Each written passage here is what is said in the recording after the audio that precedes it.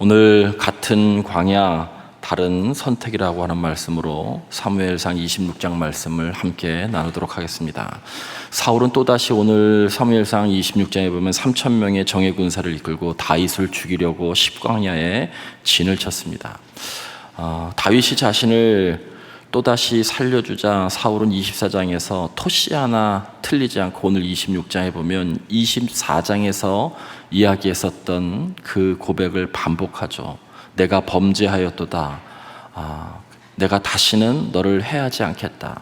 여러분, 엔게디 광야 앞에서 다윗의 그 자신의 살려준 옷자락을 보고서 사울은 다윗 앞에 똑같이 24장에도 이렇게 고백했어요. 근데 이 26장 전체에도 여러분 성경을 다 읽어야 되는데 오늘 이 성경 가운데 보면 후반부에 다윗이 또 한 번 그를 살려주는 것을 보고 똑같이 토씨 하나 틀리지 않고 또 약속을 하죠. 여러분, 사울이 엔게디 동굴 앞에서 흘린 눈물은 연기가 아니었습니다. 그 순간만큼은 진실했고 또 진심으로 미안해했으며 자신의 그런 선택에 대해서, 자신의 행동에 대해서 후회했던 것이 분명합니다. 뜨거운 눈물을 흘리기도 했고 또 다윗 앞에 고백을 하기도 했죠. 그런데 26장에 오늘 이렇게 넘어가면 그 예전에 흘렸던 모든 눈물과 고백이 어디 갔는지 다 잊어버리고 다시 똑같은 죄를 반복하는 것을 우리들이 발견할 수 있습니다. 이 24장과 26장에 주는 가장 중요한 교훈은 감정적인 후회가 반드시 진정한 회개는 아니다라고 하는 것을 우리들에게 알려주죠. 여러분, 감정이라고 하는 것 인간에게 있어서 대단히 중요한 영역입니다. 특별히 신앙생활에 있어서 감정의 영역은 대단히 중요합니다. 여러분, 그 대표적인 것이 우리가 감동받는 것, 눈물 흘리는 것이죠. 특별히 초대교회 교부들은 눈물은 제2의 세례다라고 그렇게 이야기했어요. 눈물은 하나님 앞에 나가는 성소다라고 얘기했죠. 그러나 그럼에도 불구하고 여러분, 이 눈물, 이 감정이 어떤 뜨거움이 여러분 우리의 신앙 상태의 모든 것은 아니라는 것이죠. 내 감정 상태가 곧 내 신앙 상태가 아니라는 것입니다. 감정은 영혼의 날씨일 뿐 영혼에 닫힐 수는 없기 때문입니다. 날씨가 하루에도 여러 번 변하는 것처럼 우리의 감정이 그렇죠.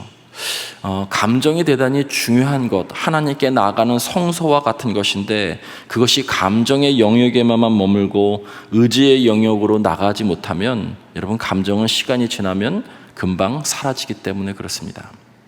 흔히들 이야기하죠. 고생 많이 하신 분들이 눈물 젖은 빵을 먹어보지 않고는 인생을 논하지 말라 이렇게 이야기합니다. 그런데 유럽 속담에는 눈물처럼 빨리 마르는 것도 없다 이런 이야기도 있어요. 감정의 눈물이 우리의 영적인 변화를 보장해 주는 것은 아니기 때문에 그렇습니다. 우리도 그렇죠. 예배를 너무나 잘 드리고 말씀을 깊이 묵상하고도 바깥 세상에 나가면 여러분 말씀과 전혀 다른 행동, 전혀 이 말씀에서 주시는 것과 상반되는 행동을 할 때가 많죠. 사울이 지금 그렇습니다. 24장에 자신을 살려준 다윗 앞에 다시는 이런 일을 행하지 않겠다고 고백하고서 다시 3,000명의 군사를 이끌고 여러분 오늘 이 26장에 다윗을 죽이려고 지금 다시 쫓고 있는 것이죠. 예배를 잘 드리고 경건 생활을 하고도 결국에 우리는 손에 창을 들 수 있는 존재라는 것을 오늘 이 26장을 통해서 말씀하죠. 감정에 지배받는 신앙이 자주 그렇습니다. 감정에 지배받는 어떤 자극과 환경에 따라 다시 언제든 손을 들 수 있는 그런 사람들은 대체적으로 감정의 모든 것으로 감정 곧 신앙이라고 생각하는 사람들이 그렇습니다. 사울이 이것을 반복하는 거예요. 여러분, 그렇다면 이 지독한 감정의 덫에서 우리가 어떻게 벗어날 수 있겠습니까? 그것은 말씀에 감동받는 것을 넘어서서 말씀에 지배를 받아야 합니다. 우리가 말씀을 대할 때 가장 경계해야 될 태도는 말씀을 소비하는 겁니다. 말씀을 소비하는 것. 실천하지 않고 그냥 그것을 다 소비해버리는 거예요. 한 번도 적용해보지 않고 여러분 그 말씀을 그냥 다 소비해버리는 것. 이것이 가장 큰 문제입니다. 은혜를 받은 감정은 결코 잘못된 것이 아닙니다. 아무것도 느끼지 못하는 냉랭함보다는 여러분 훨씬 더 유익하죠. 아무것도 느끼지 못하는 냉랭함이 더 큰 문제입니다. 다만 그 감정이 내 삶을 지배할 때 여러분 그 은혜의 감정이 그 은혜의 말씀을 붙들고서 내 삶을 완전히 여러분 지배할 때 그때 비로소 그 말씀이 내 삶에 큰 양식이 되고 영적인 에너지가 되도록 실천하는 것, 그것이 중요합니다. 24장에 사울이 동굴 밖에서 눈물을 흘렸다면 여러분 그는 궁에 돌아가서 다시는 다윗을 추격하지 않겠다라고 하는 그러한 다짐을 해야 됐고, 그것을 실천하기 위해서 추격대 같은 그 군사들을 해체해야 되는 것이 맞는 선택이었습니다. 그러나 감정만 뜨거웠을 뿐 행동은 유보했죠. 감정이 의지를 통과해 순종으로 이를 때 비로소 참된 회개가 시작되는데 사울은 거기까지 가지 못했던 겁니다.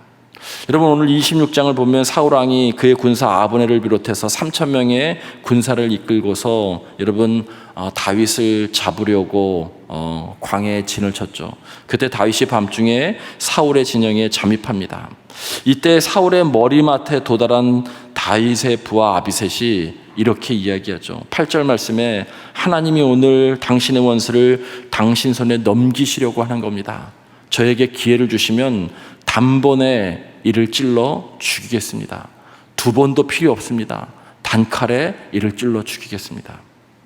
아비새가 이야기하는 것은 지극히 현실적이고 합당합니다. 이 아비새의 이야기는 여러분 사실 우리의 이야기입니다. 두 번째 기회가 온 거예요.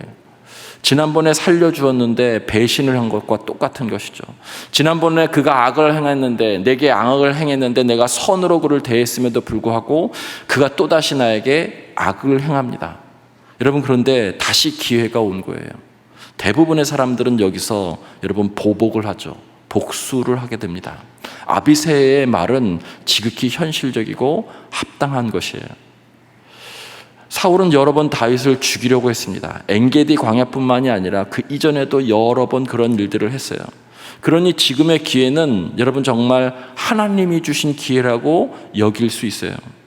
어쩌면 이 아비새가 지금 이야기하고 있는 것은 24장 엔게디 그 동굴에서 하나님이 주신 기회를 우리가 놓쳤다라고 그렇게 질책하는 듯 느껴질 수도 있습니다. 그때 죽였어야 했는데 라는 것이죠. 그런데 다윗은 단호하게 아비새의 손을 막으면서 9절과 10절 말씀에 보면 자신의 신앙을 고백합니다. 죽이지 말라. 누구든지 손을 들어 여호와의 기름 부은 자를 치면 죄가 없겠느냐. 죄가 있다는 것이죠. 여호와의 살아계심을 두고 맹세하노니 여호와께서 그를 치시리라. 혹은 죽는 날이 이르거나 전쟁에 나가서 망하리라. 여러분 이것은 마치 저주 같지만 자세히 읽어보면 사울을 저주하는 것이 아니라 여호와께 모든 것을 여러분 이양하고 있는 거예요. 판단의 이양. 여호와께서 그를 치거나 죽는 날이 이르거나 전쟁에 나가서 망하게 될 것이다. 여호와께서 하실 일이지 내 일은 아니라는 것이죠.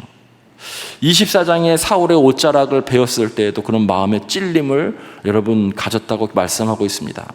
사울의 생사를 내가 통제하고 있다는 것이죠. 더 나아가서는 왕의 권위를 상징하는 옷자락을 베었다라고 하는 것은 여러분 불경함을 의미하죠. 그는 그때 깊이 회개했어요. 그런데 똑같은 상황이 지금 반복되었을 때 그는 칼로 그의 옷자락을 대지 않았습니다. 여호와께서 그를 심판하시고 그를 치시든지 죽음에 이르게 하든지 전쟁에 나가서 죽게 하시든지, 저주가 아니라 모든 것이 하나님 앞에 있다는 거예요. 심판의 주권을 완전히 하나님께 양도하는 것이죠. 그런 고백입니다. 다윗은 사울이 악하다는 것을 누구보다도 잘 알았습니다. 사울이 정당하지 못하다는 것도 알았습니다. 그러나 고백하죠. 사울이 아무리 악할지라도 내가 직접 칼을 들어 심판 자리에 앉지 않겠다. 재판장은 오직 하나님뿐이시다라고 고백하는 것이죠. 여러분 다윗은 내 손으로 원수를 갚아서 순간적인 시원함을 얻는 대신 하나님의 공의로운 심판을 기다리며 자신을 쳐서 복종시키는 완벽한 신뢰의 길을 지금 걷고 있는 것입니다. 쉽지 않습니다. 여러분 지난 토요일 날에 시편 4편 말씀을 우리들이 함께 묵상했을 때에도 여러분 거기에 나옵니다. 수많은 대적자들이 다윗을 죽이려고 합니다. 억울함도 있고 배신 때문에 치를 떠는 그런 상황이 다윗에게 여러 번 반복되었죠. 그때 다윗이 시편 4편 4절 말씀에 이렇게 고백하죠. 너희는 이라고 할 때 너희는 자기 자신과 대적자들을 모두 지칭해서 이야기합니다. 너희는 떨며 범죄하지 말지어다. 자리에 누워 심중에 말하고 잠잠할지어다. 여기서의 떨며라고 하는 것은 두려워 떨다라고 하는 것과 더불어서 분노로 격동하다는 뜻입니다. 어떤 억울함이 밀려올 때, 그리고 자신이 정말 고난당하고 있을 때, 대적자가 자기를 힘들게 할 때 성도들이 가장 실수하는 것은 뭐냐면 외부의 공격 때문에 실수하는 것이 아니라 그 공격에 반응하다가 결국 실수하고 범죄하게 된다는 거예요. 그래서 너희들은 떨며 범죄하지 말며라고 이렇게 얘기해요. 이 범죄가 어떤 것이냐면 그 외부의 공격, 상황의 억울함 때문에 그 공격과 상황을 반응하는 우리의 반응, 여러분 그 반응 때문에 결국 범죄의 자리에 간다는 거예요. 분노하다든지 증오한다든지 그것이 행동으로 옮겨져서 범죄한다는 거예요. 그런 일 하지 말지어다. 그리고 그 다음이 중요해요. 너희들은 잠잠할지어다. 시편에 대단히 많이 나오는 말씀입니다. 너희들은 잠잠할지어다. 그리고 하나님이 어떻게 하시는지 그 구원을 보라라고 시편에 엄청 많이 말씀하고 있어요. 여러분, 이 원리는 성경에 그대로 나와 있습니다. 북이스라엘은 끊임없이 보복의 연속이었어요. 그 피비리한 나라는 구테타, 그래서 사람을 계속 죽여가면서 왕이 세워지자 그 다음 사람이 그를 죽이고 또 그 다른 사람이 또 그를 죽임으로 피해 복수와 권력의 암투와 배반과 저주의 역사가 북이스라엘의 역사예요. 그러나 남유다는 그렇지 않습니다. 비록 그 안에 악한 왕이 태어났다 할지라도 다윗의 혈통으로 끝까지 왕권을 가문 대대로 그 정통성을 이어 내려갔어요. 그리고 그곳에서 예수 그리스도께서 이 땅에 오신 것이죠. 이 엄청난 차이는 무엇 때문이냐면 오늘 24장과 26장의 다윗의 선택 때문에 그랬어요. 광야 한가운데에서 다윗이 사울을 하나님께 맡겼던 그 결단 때문에 남유다는 그 정통성에 의해서 피 흘리지 않고 끝까지 여러분 그 왕조가 이어질 수 있었던 것이죠. 원수를 내 손으로 심판하지 않고 역사의 재판장이신 하나님께서 판단하고 하나님께서 모든 것을 하실 수 있도록 그 보복권을 끊임없이 내려놓은 결과물이 바로 남유다의 정통성을 이어간 거예요. 여러분, 우리에게 적용하면 여러분의 신앙의 결단이 그냥 여러분의 삶 가운데 머무는 것이 아니고 여러분의 삶과 가정과 자녀들의 미래에까지 거대한 영향을 미친다는 거예요. 여러분, 여러분의 그 신앙의 결단이, 다윗과 같은 결단이 보복권, 그리고 아무리 힘들고 어려운 상황 가운데서도 시편 4편의 말씀처럼 떨며 범죄하지 말며 잠잠히 여호와께서 일하실 수 있도록 그 주권을 다 내드리고 기다리는 것, 답답할지라도 기다리는 그것, 그 신앙의 선택이 반드시 우리의 삶과 우리의 후손의 삶의 미래에 거대한 영향을 미친다는 것을 여러분 꼭 기억할 수 있게 되기를 주의 이름으로 간절히 부탁을 드립니다. 오늘 마지막으로 또 한 가지 12절 말씀을 보십시오. 여러분, 이 12절 말씀이 대단히 중요한 말씀입니다. 다윗이 사울의 머리 곁에서 창과 물병을 가지고 나왔다고 12절에 말씀하죠.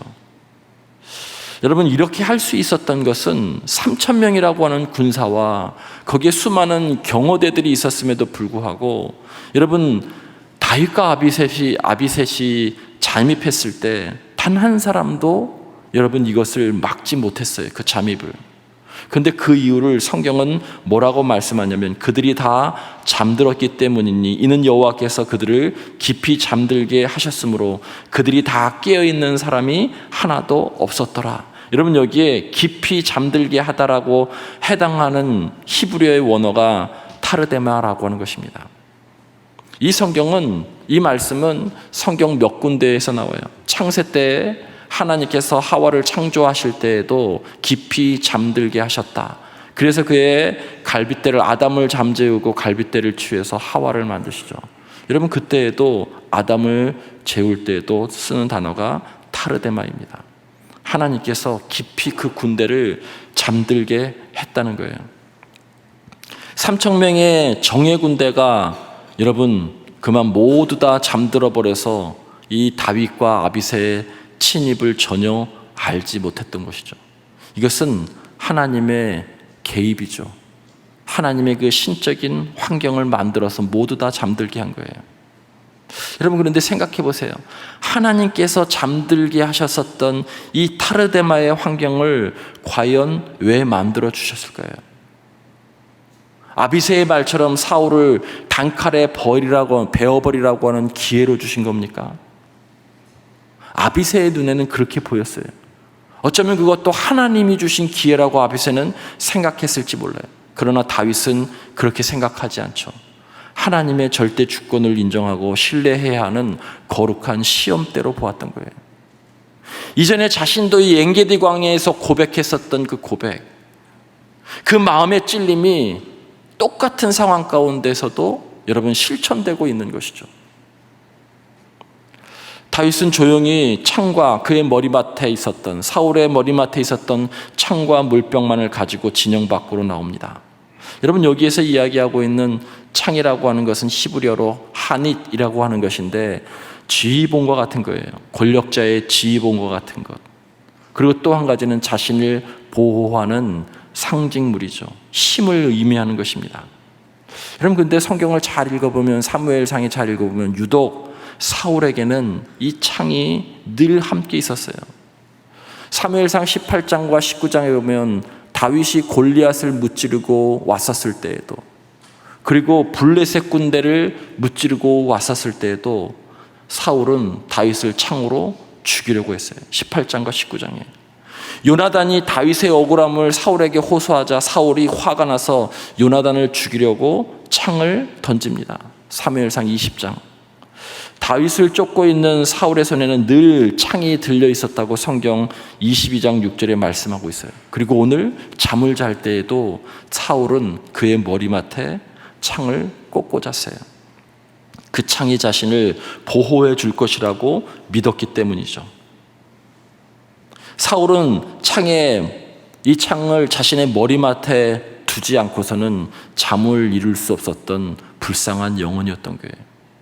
자기가 의지하는 그 어떤 것이 옆에 있어야 잠을 잘 수 있었던 것이죠. 결국 사울은 그것을 의지했던 사람이라는 거예요. 그러나 하나님이 만드신 타르데마, 깊은 잠에 빠지게 하자 그가 그렇게 자신을 지키려고 했었던 그 창은 아무 소용이 없는 것으로 되어버리죠. 하나님이 깊이 잠드시게 하시는 그 앞에는 그가 의지했던 창도 속수무책이었다는 거예요.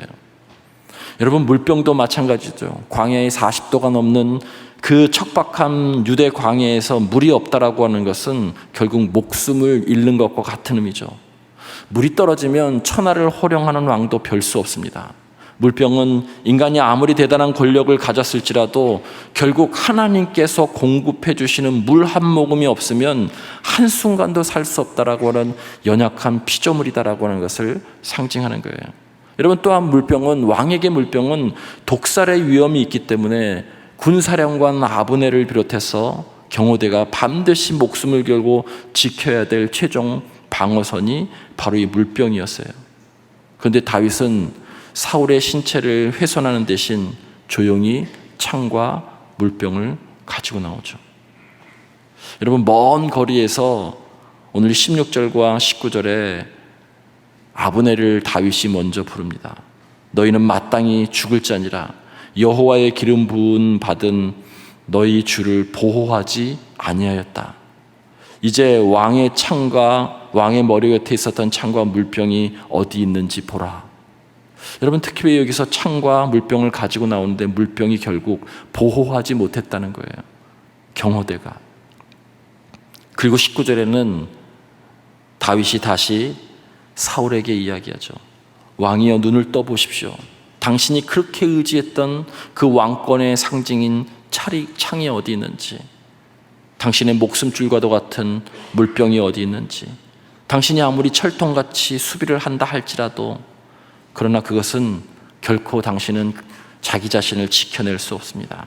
인간은 그렇게 연약한 존재일 뿐입니다. 왜 하나님의 뜻을 거스르고 계십니까? 그러면서 지금 다윗을 다시 한번 질책합니다. 사울이 의지했던 그 안정망도 같은 창은 완전히 여러분 부서져 내리는 그런 순간이죠. 사울은 창을 꽂아두고 철저히 자기를 방어하고 잠들었지만 하나님이 그를 깊은 잠에 빠뜨리게 하자 여러분 결국 창은, 자기를 보호해 주었었던 창은 아무 쓸모없는 것임을 분명하게 다시 한번 다윗을 통해서 선포하고 있는 것이죠. 사무엘상 17장 45절에 여러분 너무나도 유명한 말씀이 있죠. 다윗이 골리앗을 대면할 때 너는 칼과 창과 단창으로 내게 나오거니와 나는 만군의 여호와의 이름으로 내게 나가노라. 대조가 되죠. 여러분 거기에 골리앗은 칼과 창과 단창으로 자기를 보호해주고 자기가 의지하는 것을 가지고 나왔다는 거예요. 그러나 다윗은 오직 만군의 여호와의 이름으로 나아갔어요. 오늘 이 사무엘상 전체에서 분명하게 말씀하고 있는 것, 사울도 골리앗도 창을 의지하는 존재예요. 그러나 다윗은 점점 하나님을 의지하는 존재로 성숙해 가죠. 창을 의지한 사울과 골리앗, 그리고 여호와를 의지했었던 다윗이 선명하게 이 사무엘상에서 대조되고 있어요. 말씀을 마칩니다. 여러분의 머리맡에는 무엇이 꽂혀 있습니까? 나를 보호해 줄 수 있는 것으로 믿었던 그 어떤 것이 내 주변에는 늘 있죠. 그것이 재물일 수 있고 자존심일 수 있고 남을 찌르는 독설과 시기와 분노와 혈기와 학벌과 권력일 수도 있어요. 이 모든 것은 다 사울의 창과 같은 것입니다. 성경은 분명히 말씀합니다. 그 창이 여러분을 안전하게 지켜줄 수 없다는 거예요. 그 창이 여러분의 영혼을 평안히 쉬게 할 수 없다는 거예요. 오직 하나님의 타르데마, 그분의 신적인 개입만이, 그분의 신적인 보호하심만이 우리를 참된 평안과 안식에 여러분 임할 수 있도록 한다는 것이죠. 내 힘으로 나를 보호하겠다고 창을 움켜쥐었던 손에는 결코 평안이 있을 수 없습니다. 하나님의 그 타르데마 앞에 어떤 창도 여러분 아무 소용이 없다는 것이죠. 여러분 이 말씀은 우리들에게 창을 의지하는 이 세계관, 물질을 의지하는 이 세계관을 완전히 깨부수는 복음의 선포입니다. 너는 그것을 의지해서는 결코 이 땅에 참 평안을 얻을 수 없다라고 하는 것을 분명히 말씀하죠.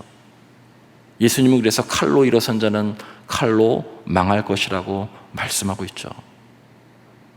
오늘 우리들에게 성경은 이렇게 말씀합니다. 내 힘으로 내 인생을 지키려고 했었던, 내가 꽉 쥐고 있었던 그 창을 아무리 억울해도 아무리 힘들어도 다 내려놓으라고 말씀하고 있어요. 주님, 나는 내 힘으로 나를 지킬 수 없는 연약한 피조물입니다. 광야와 같은 세상에서 단 한순간도 주님의 은혜 없이는 살 수 없는 그러한 존재입니다.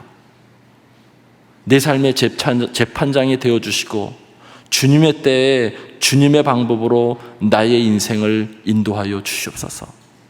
이렇게 고백하실 수 있는 우리 모두가 되어지기를 주의 이름으로 간절히 축원을 드립니다. 그 고백이 있을 때 주님의 평강과 타르데마의 참된 안식이 여러분의 삶 가운데, 여러분의 일터 가운데 여러분 평강으로 덮어 주실 줄 믿습니다.